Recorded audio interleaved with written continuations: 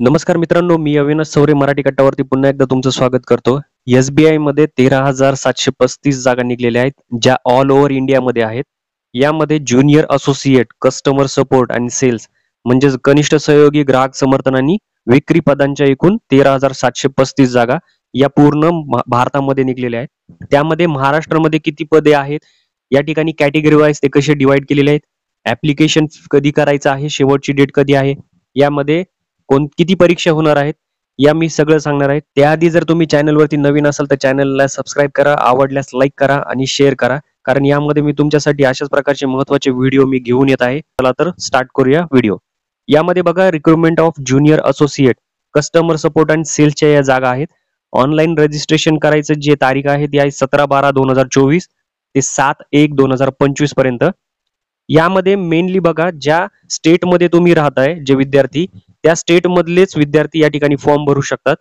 जर तुम्ही अदर स्टेटला भरत असाल तर तुम्हाला त्या स्टेट मधलं भाषा येणं गरजेचं आहे, लिहिता येणं गरजेचं आहे आणि वाचता येणं सुद्धा गरजेचं आहे. तर महाराष्ट्रातील विद्यार्थी जे आहेत त्यांना मराठी येणं आवश्यक आहे, लिहिता वाचता येणं सुद्धा आवश्यक आहे. या ठिकाणी बघा, तुम्ही अदर स्टेटमध्ये जर तुम्ही भरत असाल, त्या ठिकाणची तुम्हाला भाषा येत असेल आणि तुम्ही जर पुन्हा सर्कल चेंज करण्याचा विचार करत असाल तर ते या ठिकाणी होणार नाहीये. त्यांनी स्पष्ट या ठिकाणी दिलेलं आहे की there is no provision for inter circle transfer. ठीक आहे, या पद्धतीचं होणार नाहीये, त्यामुळे विचारपूर्वक तुम्ही फॉर्म भरा. या ठिकाणी पुढे बघूया आपण महाराष्ट्रासाठी काय आहे. या ठिकाणी बघा, प्रिलिमिनरी एक्झामिनेशन जे आहे ते फेब्रुवारी 2025 मध्ये होणार आहे आणि जर त्याचीच मेन एक्झाम जी आहे ती मार्च एप्रिल 2025 मध्ये आहे. यामध्ये त्यांनी वेबसाईट दिलेली आहेत बँकेच्या, त्या ठिकाणी येऊन जाऊन तुम्हाला ऍप्लिकेशन फॉर्म भरायचा आहे. याची लिंक मी डिस्क्रिप्शन मध्ये देईल तुम्हाला, त्या ठिकाणाहून तुम्ही क्लिक करून ऑनलाईन जाऊ शकता. नेक्स्ट बघूया. या ठिकाणी वॅकन्सीज दिलेल्या आहेत, या ठिकाणी सर्कल दिलंय, स्टेट दिलेले आहे, त्यानंतर लँग्वेज दिलेली आहे, रेग्युलर वॅकन्सीज दिलेल्या आहेत त्यांनी, खाली कॅटेगरी वाईज PWBD आणि एक्सेस दिलेला आहे, समोर बॅकलॉग वॅकन्सीज दिलेल्या आहे. तर आपल्याला रेग्युलर वॅकन्सीज बघायच्यात. या ठिकाणी caste wise SC ST OBC EWS general आणि टोटल बघायचे. वेगवेगळे सर्कल दिलेले आहेत, आपल्याला महाराष्ट्र सर्कलचं चेक करायचंय.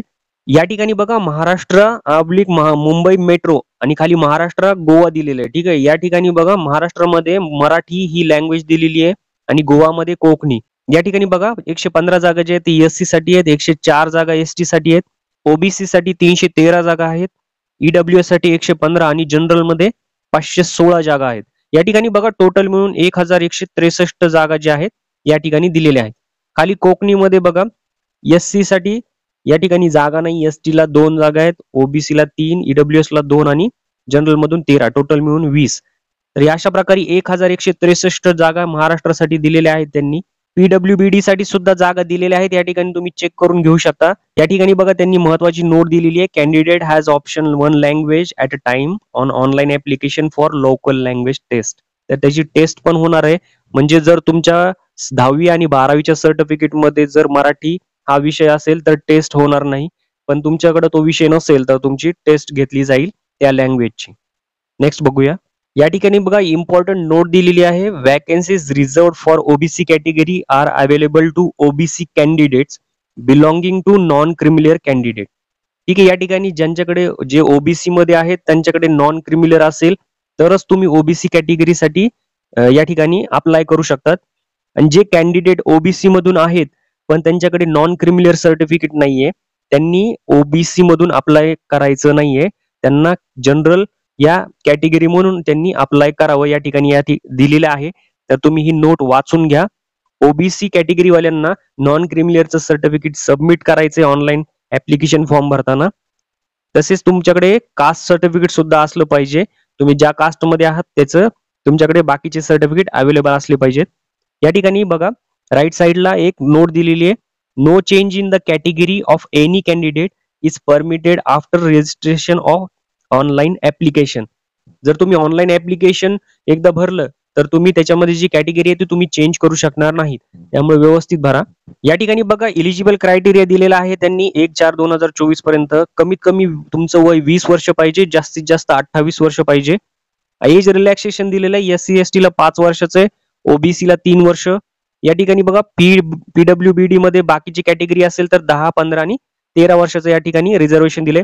तसेच एक्स सर्व्हिसमॅन, डायव्हर्सी वुमन किंवा विडो वुमन असतील किंवा ट्रेनी असतील SBI मधले. या ठिकाणी बघूया सिलेक्शन प्रोसिजर. या ठिकाणी सिलेक्शन प्रोसिजर बघा, फेज 1 आहे प्रिलिमिनरी एक्झामिनेशन, ऑनलाईन एक्झाम होणार आहे. टेस्ट जी आहे ती 100 मार्काची आहे. या ठिकाणी 1 तासाचा तुम्हाला वेळ असेल आणि 3 सेक्शन दिलेले. यामध्ये बघा इंग्लिश लँग्वेज 1 असणार आहे. त्याच्यामध्ये मीडियम जे आहे ते इंग्लिश आहे. नंबर ऑफ क्वेश्चन 30 राहतील, मार्क्स 30 असतील आणि ड्युरेशन 20 मिनिटं. हे ड्युरेशन जे आहेत ते इम्पॉर्टंट आहेत. या ठिकाणी एक्झाम म्हणजे तुम्हाला इंग्लिश लँग्वेजचे क्वेश्चन हे 20 मिनिटांमध्ये सॉल्व्ह करायचे. न्यूमरिकल ॲबिलिटी जी आहे सेकंड नंबर, ते 35 क्वेश्चन आहेत, 35 मार्क आणि ते सुद्धा 20 मिनिटाचं ड्युरेशन आहे. रिझनिंग ॲबिलिटी जी आहे 35 क्वेश्चन 35 मार्क आणि ते सुद्धा 20 मिनिटाचा ड्युरेशन. या ठिकाणी टोटल मिळून असे 1 तासाचा असेल.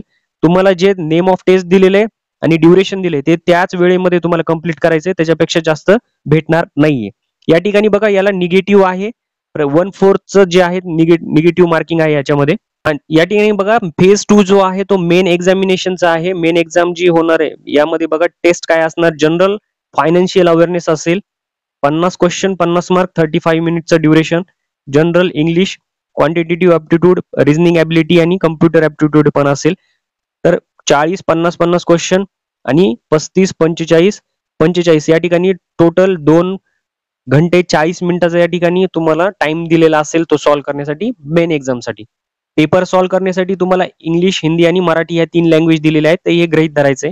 या ठिकाणी बघा फीस विषय दिलेले त्यांनी. या ठिकाणी कॅटेगरी दिलेले त्यांनी SC ST PWBD XS DXS ला फीस नाहीये आणि जनरल OBC EWS साठी 750 रुपये फीस आहे.